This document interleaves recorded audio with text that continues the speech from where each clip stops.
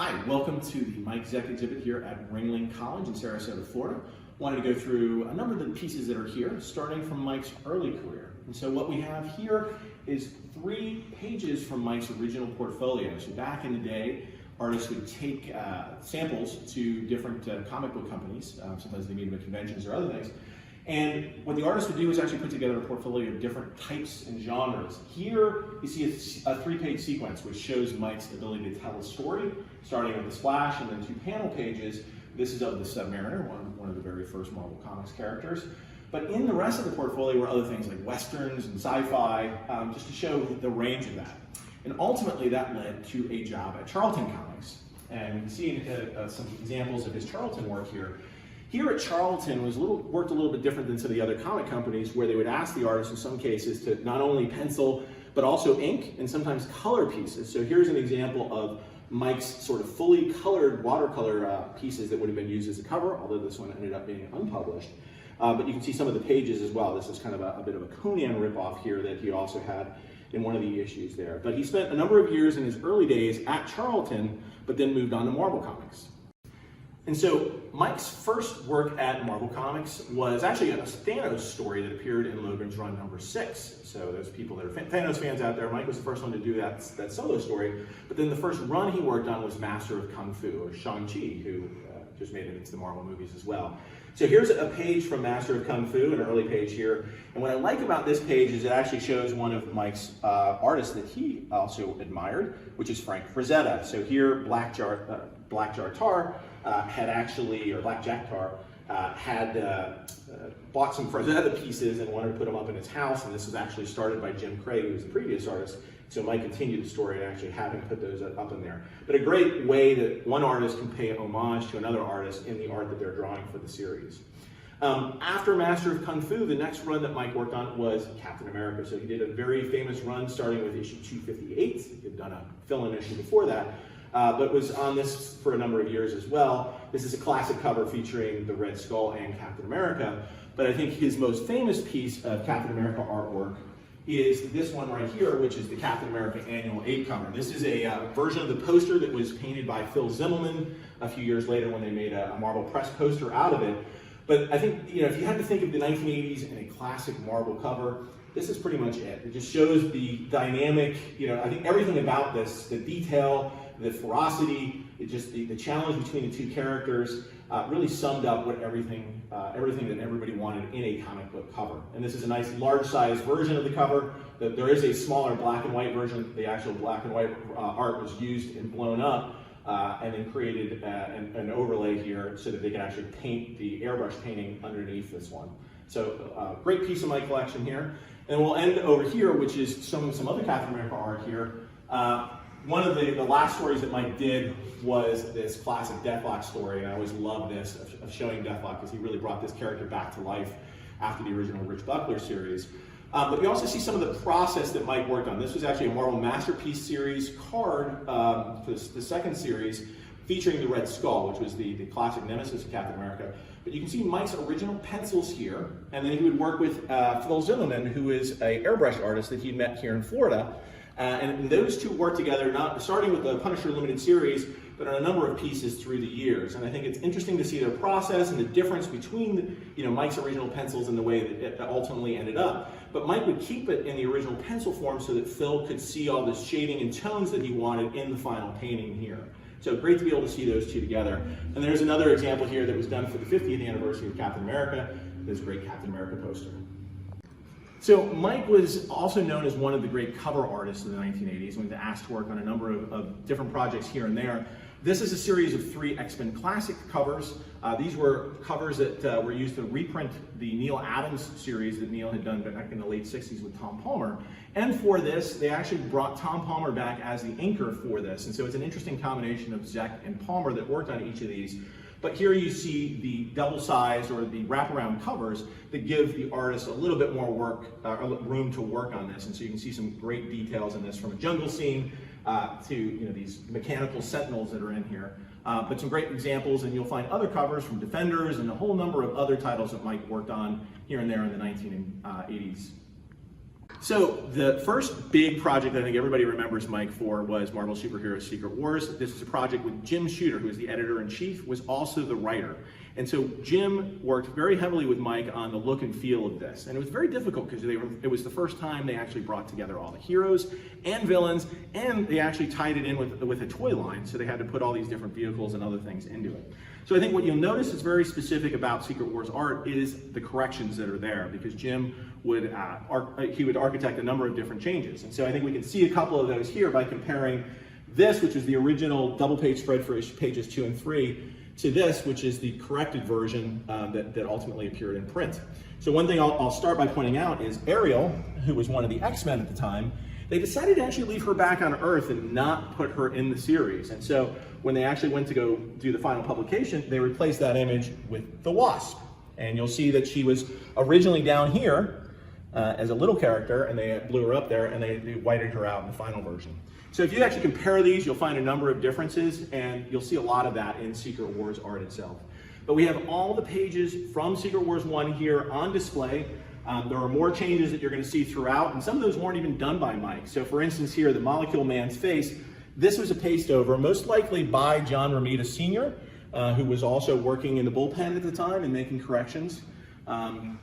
But this is the first time that we've ever displayed the entire issue for people to read, and if you come out here, you can read the entire issue from the original art. It's also in the artist edition that we did. And then this is one of the classic covers of Doom sort of taking on the power of the Beyonder. I think everybody remembers this, where John Beatty, who was the inker for the majority of the series, this was actually drawn by Terry Austin. And I think what's interesting when you compare this to the final cover is that a lot of the detail that was in Doom's face and around the shoulders was actually colored over in the final version. So if you take out your comic books and take a look at it, you'll notice that Mike and Terry's original art was so much more detailed on that, and just great to appreciate in person. So the next project that Mike worked on after Secret Wars was the Punisher Limited Series. And I think this was the series that brought the character into the forefront of Marvel Comics, became one of the biggest characters of the 1980s. And when I met Mike, this is the thing that made the biggest impression on me. I saw all 5 of the Punisher Limited Series covers together, the original art for them, at Mike's booth when I first met him in 1986 at the Creation Comic Convention in Virginia. And so what you see when you look at these and the final paintings is just, again, a lot of detail. So things that you don't notice in the final printed comic, like the fact that Spidey Lives is painted right behind the Punisher's head. And of course, the Punisher came out of Spider-Man in his first appearance in Spider-Man 129. I was blown away by the colors and just how it popped with the green and the way that he sort of tied in this peace symbol with the street light. Again, things that may not have shown in the printed comic. And I was just thinking, as an artist, who does this? I mean, ultimately, what gets printed just isn't as good as what's on here, but an artist that takes the time to create these types of paintings that are, frankly, really realistic, in my opinion, was really sort of the high point of art. And I think it was something that we didn't see a lot in the 1980s. So here at the exhibit, we actually have the covers from the Punisher Limited Series. I was able to collect all 5 of those covers and put them on display for the future generations to see as well. And then after the Punisher Limited Series, Mike went on to another classic project, which is Kraven's Last Hunt. And between Secret Wars, the Punisher Limited Series, and Kraven's Last Hunt, those are 3 stories that have remained in print ever since they ever came out. Kraven's Last Hunt, for those I'm sure everybody knows, it was a story where Kraven goes after his ultimate prey, which is Spider-Man. And he ultimately buries Spider-Man under the ground. He is actually put in a coffin and suffers traumatic stress from actually being buried alive. But meanwhile, Kraven is impersonating Spider-Man and actually sort of taking over this. And this is really the seminal moment of the series where, he goes through this personality disorder. Is he Kraven? Is he Spider-Man? Here, I think he's affirming that he is Kraven in his own personality, but he's dressed as the Black Spider-Man here and taking over this. Ultimately, the fact that Kraven defeated his greatest foe and was a hunter really gave him nothing to live for. And so the shocking end of this story is that he ends up committing suicide, which is just never done in the comic books at the time. So this, I think, will go down as one of the classic Spider-Man stories of all time. There's rumors that it's going to become a movie relatively soon. But here, for me, this is one of the most classic pages. And I think what's interesting is The top half of the page sort of tells the story of what's going on with Kraven, while the bottom part of the page shows what's going on with Spider-Man while he's buried alive. And I think that type of storytelling and the layout throughout the story is something, again, that wasn't done by any other artist at the time. This fine piece here was something that Mike actually did for me as a commission later on. He actually drew the figures. I wanted a cover-like piece of Kraven. But then I had my friend Gerhard actually draw the background. Gerhard, best known for his work on Cerebus, and I thought it would be an interesting combination. I was really happy with the way that it turned out. So, hey Marvel, if you're watching and you need another cover for a future Kraven's reprint, this might be it. So a lot of people may not know what happened to Mike Zeck. It's sort of after the 90s. So Mike actually started working in licensing art, both for Marvel and for DC. And so a lot of the stuff he did for DC was actually computer-generated stuff. He might do some digital coloring and other things. But for Marvel, he worked for a company called Byron Preiss, who had done some books of different characters. And so working for Byron Preiss, he got the opportunity to not only work with his friend Phil Zimmerman again and do some of these great airbrush paintings, but also draw a variety of different characters for Marvel. And so after Mike's Marvel career, he got the opportunity through Mike Carlin to work on Batman 10 Nights of the Beast. They asked him to draw 4 covers for that. It was interesting, when I was a kid, I used to talk to Mike about every month as he was deciding what artwork he was going to sell to me. And I remember talking to him right when he was starting on the very first Batman cover, and he was lamenting to me that he was like, man, I'm really spending way too much time drawing this cover, because I think it was taking him a week to draw that very first cover, Batman 417.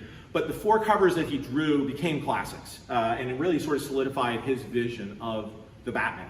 And so this is the 3rd cover in the series, ultimately became an art portfolio as well, and very hard to find any of these. But then he went on later to draw some other renditions of the Batman. This is for the Batman 3D book, not seen as well because it wasn't 3D, it wasn't actually in black and white, it was actually sort of a gray.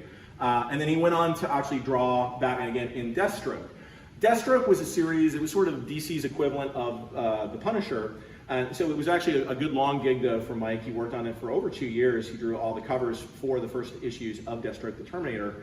And just, you know, it sort of wrapped up his DC career. He would come back, occasionally draw some other things like JLA Classified, but, you know, 2 solid projects that he worked on for DC Comics. So the very first piece of comic art that I had bought from Mike Zeck in 1986 was a G.I. Joe cover, because when I came to that show, I was like, oh, I was such a big G.I. Joe fan, and I said, I must own a cover. So Mike had the covers to G.I. Joe 45, 46, and 47. And I chose this one right here, which is G.I. Joe 47, to take home with me. I think the price was $45 back in the day. But it was just, it hadn't even hit the stands, and so to be able to see it and hold it and sort of study it, just the detail that was in it, just amazed me, especially as one of my very first comic art purchases. But I went on, Mike would actually call me every month and say, hey, would you be interested in buying some more of my G.I. Joe covers? Frankly, you're the only one that seems to care about them at this point. And as a kid, I wasn't even sure if I was paying between $40 and $50 a piece for them. I wasn't sure if my money was well spent at all, but I just liked it. So I actually bought all the G.I. Joe Special Missions covers, starting with number 1, and I remember he was, when we were on the phone talking about this one, he's like, yeah, I got a guy coming down a freighter, you want to buy it? I'm like, sounds good, I'll go ahead and buy that. But some of the covers that he did here, this number 2 cover with Dennis Jenke as the anchor, one of my personal favorites there, but I was able to buy all the way up through issue 7 of Special Missions. His last issue was number 8. But he also worked on the main title as well as G.I. Joe Yearbook, and this was one that Mike was particularly proud of, which featured Snake Eyes, Storm Shadow, and Scarlet. And I remember the time he was like, I've got to ask a lot for this one. I've got to ask $50. He's like, I hope that's not offending you. And ultimately, I'm glad I paid the money for that one. But, you know, I think G.I. Joe was one of those things. He fit into other projects because he was working on Secret Wars. He was working on other things between 1984 and 1987, but always became sort of the regular. And I think one of those artists that people remember, even though he was the only drawing the covers and not the interiors. So the very last complete story that Mike drew was G.I. Joe 21 for Image Comics in 2003. This was an homage to the original silent issue, issue 21 of G.I. Joe, and this was also number 21. And so here you have, this was actually used, this double page cover, or this cover was actually used as the covers to issues 20 and 21. They actually split it up there. But he invited John Beatty, who was the regular inker on G.I. Joe, back, and they tried to use the style that they were using back in the 1980s, and a lot of the feathering that you'll see techniques he asked John to use as he was inking this. And it's a really dynamic thing, and I think the thing about the silent issue is there are no words. So as you come to the museum, you can actually read the story front to back as it was intended in the book itself. And it doesn't take very long because there aren't actually words on this. But another interesting thing about this is that Mike, while he was drawing this, he said, hey, do you want to buy the artwork for this? And I said, sure, why not? So we agreed on a price on it. And about midway through, I was like, well, since I'm buying the artwork, is there any way that you could work my name into the actual book itself? And so, by the time he got there, I think he was sort of midway through the book, he's like, well, okay, well, we can name the arcade, since there's no actually words in this story, but we'll name the arcade after you. So you see, it's called Costas Corners Arcade. And then as we got further into the story, I was like, well, Mike, is there any way that you could actually work me into the story? And so he's like, well, I'm on page 18 at the moment. Where am I supposed to work you in? I don't have many pages left. So here on page 18, he actually worked me into the background here. It was digitally altered to make it look a little bit more like my actual photo image there, but here I am wearing a little Punisher shirt, sort of symbolizing the fact that I had bought a lot of Punisher art from Mike over the years as well. But little did I know at the time that this was going to be Mike's last sort of complete story that he drew. So very happy to own that and very happy to show that to people that visit the gallery here. So on display at the gallery, we also have a number of the different comic book covers that Mike had worked on. As you can see, it's a variety of different titles, both Marvel, DC, and other. But I think here, it's a great opportunity for folks to relive their childhood a little bit and remember some of those classic covers that Mike drew. Well, thank you for virtually joining us for a tour of the Mike Zeck exhibit here at Ringling College. And one of the last things that we have here is a photo opportunity for people to give us their best pose. So come on out. The exhibit's going on through the end of the month.